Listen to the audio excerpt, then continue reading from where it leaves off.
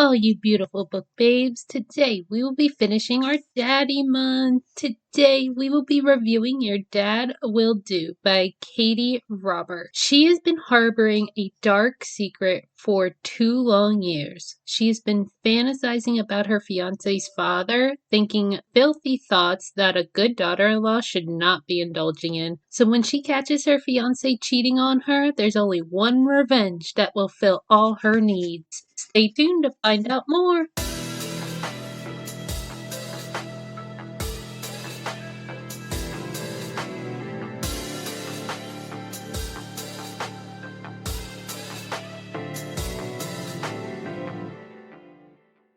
Hello, all you beautiful book babes. I am sorry for the interruption, but I'm pleased to tell you that today we have one of our oldest sponsors back again. So this episode is brought to you by Dubby. Dubby is an energy drink with no sugar, but does not give you that jittery feeling or crash after you drink it. There's no fillers, artificial colors, dyes, sugars, or any of the other BS and preservatives. My personal favorite to drink is the Peach and Peach for when I need that extra pick-me-up when editing our podcast all night. All you have to do is click the link in the description, or because I know links can be a little finicky, go to www.dubby.gg and in the coupon code field put SMUT, S-M-U-T, for 10% off your order. Thanks for listening. Hello, all you beautiful book babes. It is our last daddy episode. Yeah. Nicole's favorite. I like all the daddies. You like all the I daddies? like all the daddies. Yep. I like stepdaddies, ex's daddy, daddy's best friend. I like all the daddies. Just all of them. All the daddies. Oh yeah. So, what are we reading today? Your Dad Will Do by Katee Robert. Is this one of those? I feel like this sounds familiar before you even told me what we were recording. Did you text me about this one? I think I might have. Okay. But it's not on KU, so you had to I know. buy it. Yeah. Because I went to go into the book to find out that, to record my intro for the names, and I'm like, damn, I gotta buy it? I ain't buying it to learn the names. Nicole, what are their names? This is before I got KU, so I already had it. But yeah. So the main character, or the female main character is Lily, and the main character. Why can I talk today? Why can I talk today? The male main character is Shane. Okay. It starts off with the female main character knocking on who was supposed to be her father-in-law's door. Lily is out for revenge. She had caught her ex sleeping with his secretary, so she decided she was gonna get him back, in my opinion, in the best way, by fucking his dad. I mean, yeah, best revenge. Right? Shane lets her in, asking her what the hell his son had done, but she doesn't tell him. She just says that they are done, through, it's over. Shane is obviously, trying not to look at her because she's dressed up sexy. Yeah. And he's, trying not to look at her, and Lily's like, this won't do, and forces herself between him and the counter, basically forcing him to be up on her. Yeah. She reminds him of a time when she was swimming in his pool. She thought she was home alone and decided to swim naked. And she basically calls him out, I know you were watching all this. I love when that happens. I feel like that happens in a lot of daddy books. Yeah. I knew you were doing it. I saw you over there jacking off. Yep. So basically, she was like, I know you want me. And Shane gives in and asks her if she wants to ride Daddy's cock. And I love when he said that. I was like, so yes, serious? Yeah. I was like, fuck. Yes! And, okay, so in this book, they do replay memories a lot. So, it comes up a few times. Whenever they're doing stuff together, they're recreating scenes back from whenever she was with his son of how things could have happened. If she was with him. Yeah. I hate when they bring up, It's awkward when you bring up that person you were kind of connected to. It was my one daddy book. Yeah. It's just okay, stop talking about the mom, please. Yeah, and there is something that comes up a little bit later I put in here, and it's this point of the story got really fucking awkward. Oh. And yeah. So Shane takes her to the living room and has her lay down on the couch to recreate a memory. She was laying down between Shane and her ex, facing the TV, and she was wearing a little skirt or whatever. And he was like, "Were you hoping for him to finger you in front of me, or were you hoping for me?" And she was like, "I was hoping for you."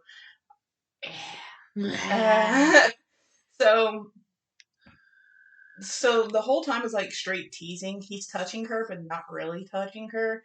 And if he does, he pulls away immediately. So like from the start of the book, it's like a huge buildup, like huge foreplay. Yeah. And I love it. Because like it's just building that tension up higher and higher. But we aren't left waiting for long because Shane takes control and makes her ride his hand.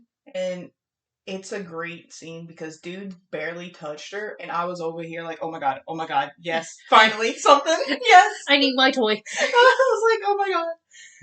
But yeah, so Shane decides he wants to film them together, and Lily is really quick to agree. And I don't want to give much away about this scene, but let's just say that Daddy Shane came out to play in the scene. Yeah. Like, he was... I like it. Yeah. Afterwards, Lily gets awkward, thinking he's going to ask her to leave, but Shane had already previously asked her to stay the weekend, but she figured it was a heat of the moment thing, and thought he would kick her out once they were done. But Gotcha. she was wrong. He definitely doesn't want her to leave. Okay. He's like, you're staying. I really hate though that this was single point of view because I would have loved.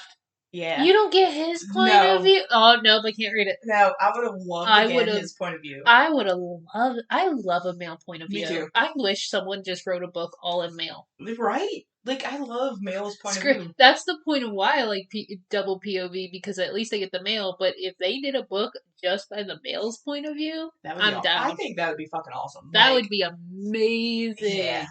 You can kind of see, like, how Shane's feeling through her point of view, but it's not really his point of view, and I really want to know what the fuck this dude was thinking. Yeah. Especially whenever she first walked in wearing a skimpy little dress in the middle of winter. Like, come on, I want to know what's going through his head. What did he think about that outfit?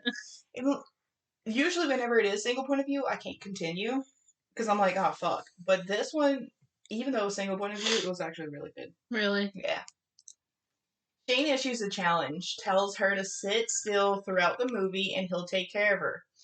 Only she's naked in his lap and he's just steady edging her, just playing with her. And I'm sorry, I'm not the one in this situation, but like even just reading it, I was sitting there like wiggling, like how the fuck can you be in a situation and sit still? I can't. Like I'm reading it and I can't sit still. How the fuck are you sitting still? She ain't sitting still. Like how? She must have been squirming. She ends up getting the rewards, though. Yep. Shane wants to keep Lily, but Lily is hesitant, saying it will never work. But Shane is set on convincing her with his cock. Yeah. So later the next day, Shane tells Lily to get dressed because they're going out. And while she's showering, he grabs her some clothes from her stash in her ex's room and sets up an outfit for her. Uh-huh. It's a tiny outfit for the summer, and it's currently winter. And Shane basically, like, they do, like, this role play. He was like, you're not going out in that. And it's pretty hot. Okay, so kind of daddy role play. Yeah. Like, sort of deal. Yeah, daddy role play. But he's also kind of short and curt with her, too. And she keeps pushing to get a reaction out of him. And she finally does get a reaction by showing him that she's not wearing panties. But all it does is make him give her a punishment. Is it a good punishment? Yeah. Yeah. And the punishment lasts us throughout their whole outing, too. So Shane took Lily to a sex toy shop, but while they are there, Lily's ex shows up with the woman he cheated on Lily with. Shane immediately takes off before the ex can see them, but he saw the truck and calls his dad. And this phone call upsets Lily, and this is where it gets awkward, because she's sitting there crying over her ex while fucking his dad. Like, they literally have sex, and she's sitting there crying. Oh my and I'm god. I couldn't do that. I'd be like, dude, if you want to go be with him, go fucking be with him. But that's the thing, she doesn't want to be with him. Okay, then why are you upset? Because it's explained as she's upset because of the future she thought she had was gone. So she's not really upset about him, because she knew that their relationship was, like, done before this, but, like, why are you crying? Yeah. And then you're sitting there riding his dick while you're crying? I'm like, I'm not sad no more. I'm okay with this. Yeah, that's where it got awkward for me. Like, if it would just been different if she had not cared, but I don't know. When they get home, they play another game of pretend. Shane sets up a card game just like they used to play when she was dating his son, only this time they pretend she's still dating him, and he's in the living room watching TV while they play their game, and Shane starts getting handsy with her, dropping cards to go underneath the table. Yep. And I really like the way the role playing is like written, because that's like during certain parts, I was like, wait, is he really there? Like, hold up, what's going on again? Like, oh yeah, he's not there. That's true. Oh my gosh. I really like it. Because there's a ton more of scenes and drama that follows. And, of course, Lily comes to the realization she's in love with Shane whenever it was just supposed to be a weekend of fun. But I stopped here because this is a really short book. You stopped here? Yep. Oh, damn. Yep, it's a really short book. Like, there's more to come later on, but it's up. Do they end up together? Yeah. Okay. I do. I know it's a smut book, so of course they do, but every once in a while someone throws a zinger and they're not. I can't read those. I can't read those types of books. Oh, really? Because I want them to be together. Then whenever they don't end up together, oh my god. I read the saddest hockey one where both the main characters die. The fuck? Yeah. That would have broke my heart. I was crying the whole book. Like, if you want a sad story, that was it. I was like, I cried through the whole book, and then the ending, the characters die. I'm like, what the fuck, man? Like, this is fake. Hold on. This is fake. I did. I went all the way to the end, and I'm like, no. How does the story keep going after that? What the hell? And I'm like, huh. So apparently one didn't die. Yeah. She was just really injured. And then the ending is like she's at his grave, and I'm like, no. Yeah, I can't do those stories. Fuck that. Yeah, I was like, she didn't have his kid, nothing. So she had like, it was like, so this series ended. Like, that would broke my heart. This is a standoff because I don't know what else you would do with this. Yeah.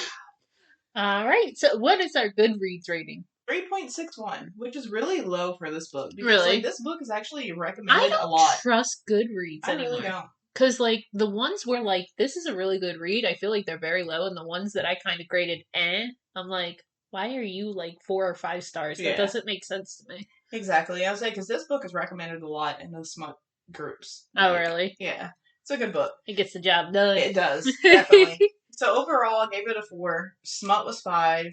Smut to plot, I'd say it was definitely more smut than it was plot. World building was 4. Humor 1.